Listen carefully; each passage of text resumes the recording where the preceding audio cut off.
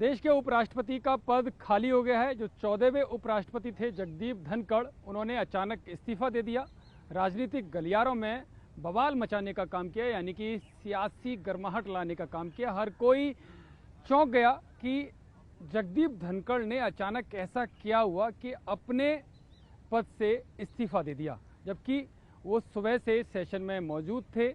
सत्र के दौरान उन्होंने कई लोगों से मुलाकात भी की, क्योंकि पहला दिन था। लेकिन शाम होते होते जब उनका इस्तीफा आया तो हर कोई इस निर्णय से चौंक गया। लेकिन बहरहाल अब उनका इस्तीफा क्योंकि स्वीकार हो गया, 67A के तहत उन्होंने इस्तीफा दिया था, इसके बाद कोई विकल्प नहीं रह गया था उनको मनाने का या उनका इस्तीफा वापस लेने का।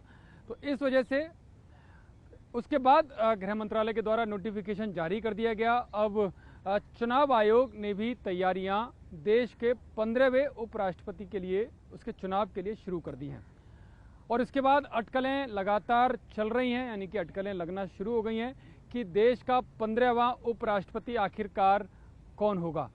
कई तरह के नाम सामने आ रहे हैं, वो नाम भी मैं आपको बताऊंगा जिन नामों पर चर्चा हो रही है, और उन नामों के पीछे का गणित क्या है, आखिरकार वो नाम क्यों उपराष्ट्रपति पद की रेस में है, इन सब पर मैं चर्चा करूंगा। लेकिन सबसे पहले मैं आपको बता दूं कि जैसे ही पद खाली हुआ, यानी कि जगदीप धनखड़ ने जो इस्तीफा दिया, उसके बाद चुनाव आयोग ने उसकी तैयारियां शुरू कर दी हैं। चुनाव आयोग की तरफ से बाकायदा एक प्रेस रिलीज तैयारियों के संबंध में जारी की गई है।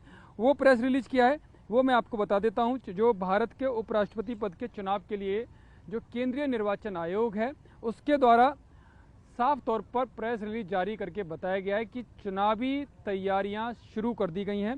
और प्रेस नोट में लिखा हुआ है कि भारत के उपराष्ट्रपति के संबंध में गृह मंत्रालय ने 22 जुलाई 2025 को राजपत्र अधिसूचना 3354E के माध्यम से भारत के उपराष्ट्रपति श्री जगदीप धनखड़ के इस्तीफे की सूचना दी है।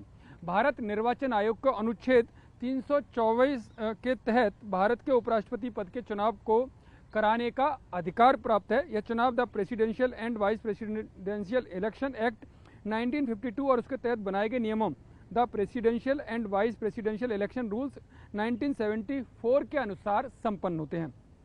यानी कि इसके साथ ही जैसे उनको ये सूचना मिली, निर्वाचन आयोग ने तुरंत प्रक्रिया शुरू कर दी और इन तैयारियों के पूरा होने के बाद भारत के उपराष्ट्रपति पद के चुनाव कार्यक्रम की घोषणा शीघ्र की जाएगी।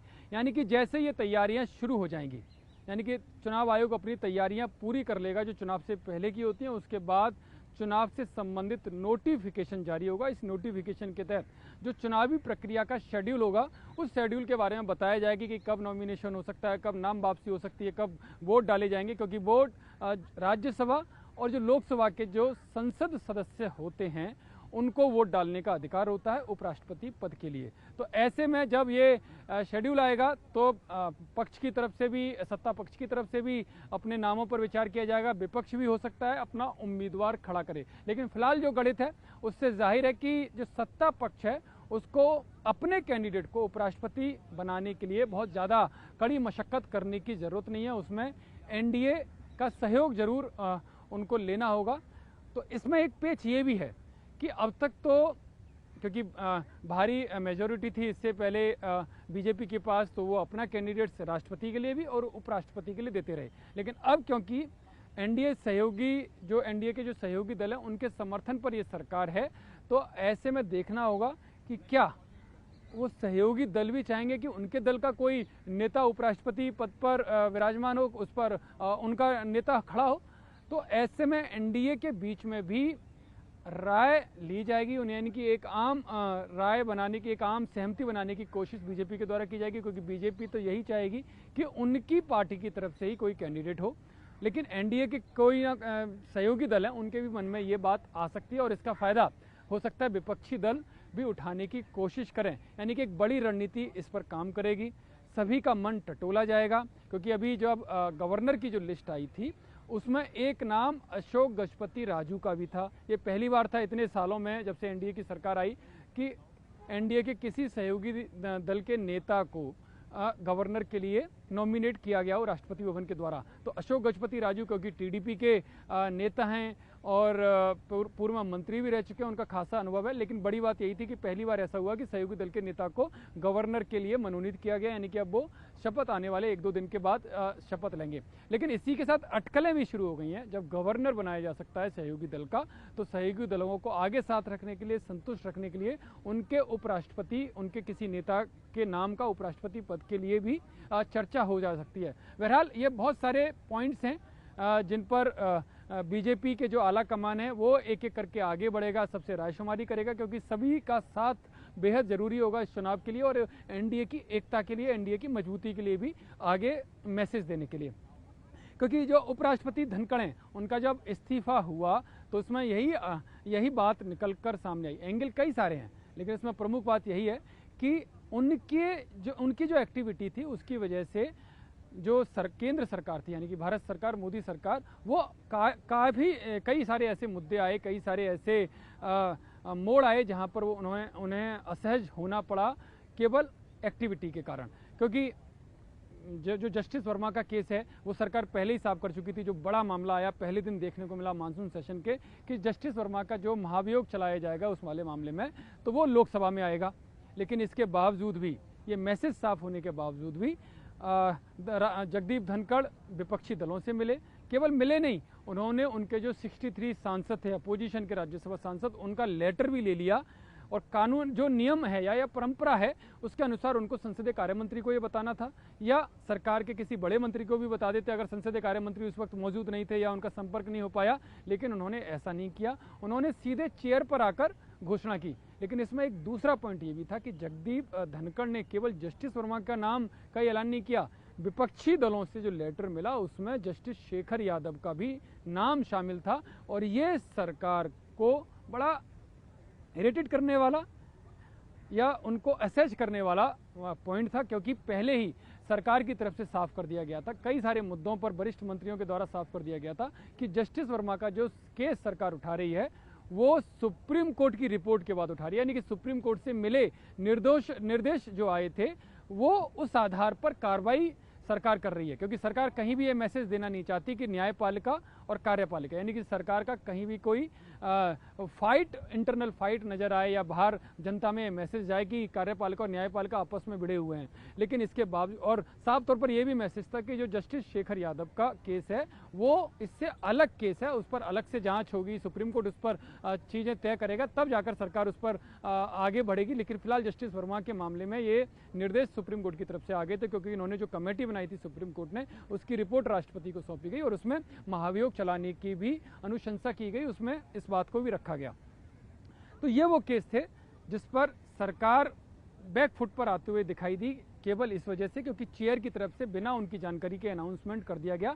क्योंकि परंपरा है कि चेयर को भी, क्योंकि सरकार को भरोसे में लेकर ही कई सारे काम करने होते हैं, क्योंकि सरकार की जिम्मेदारी है और चेयर की भी जिम्मेदारी है कि कोऑर्डिनेशन के साथ काम, जो सदन का काम है वो आगे बढ़ाया जाए। लेकिन इस मामले में ये पूरा कम्युनिकेशन गैप दिखाई दिया, एक तरफा दिखाई दिया, और शायद यही कारण था कि तनातनी इस मामले में हुई और उसका परिणाम ये निकला कि जगदीप धनखड़ को इस्तीफा देना पड़ा।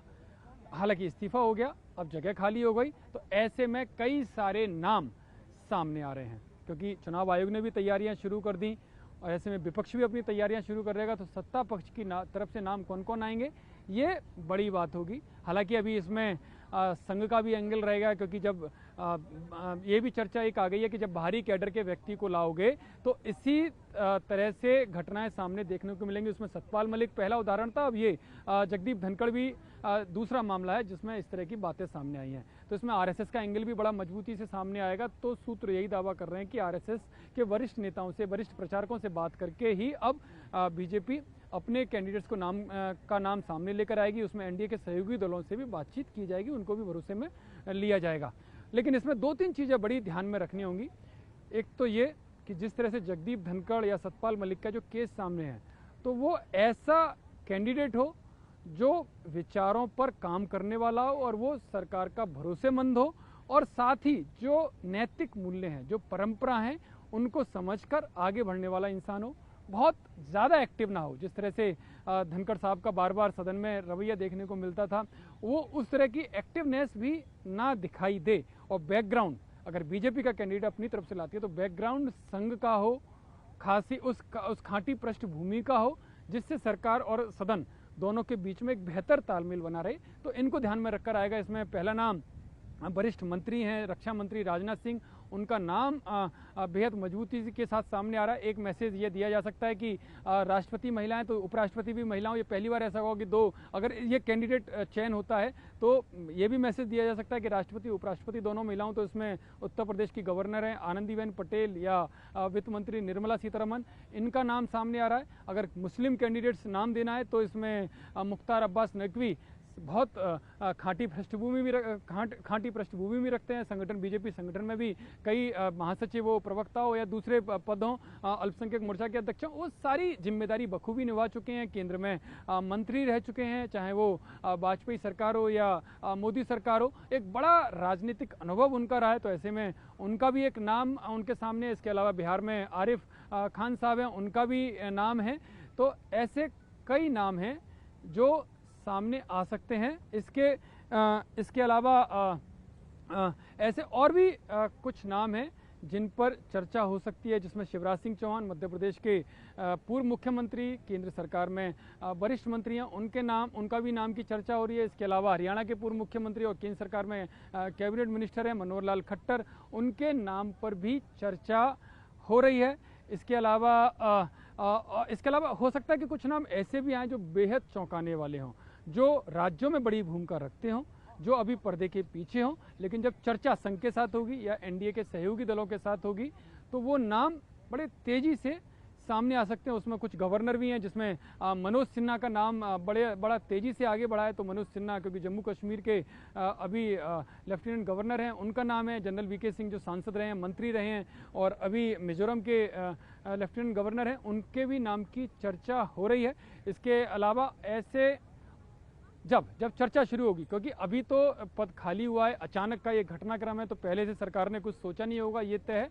तो जब वो अपने सहयोगी दलों के साथ बैठेंगे और संघ के वरिष्ठ प्रचारकों के साथ ये बैठक होगी, तब हो सकता है इन नामों में से कोई एक नाम पर सहमति बनो, या फिर हो सकता है कोई बेहद चौंकाने वाला नाम सामने आए।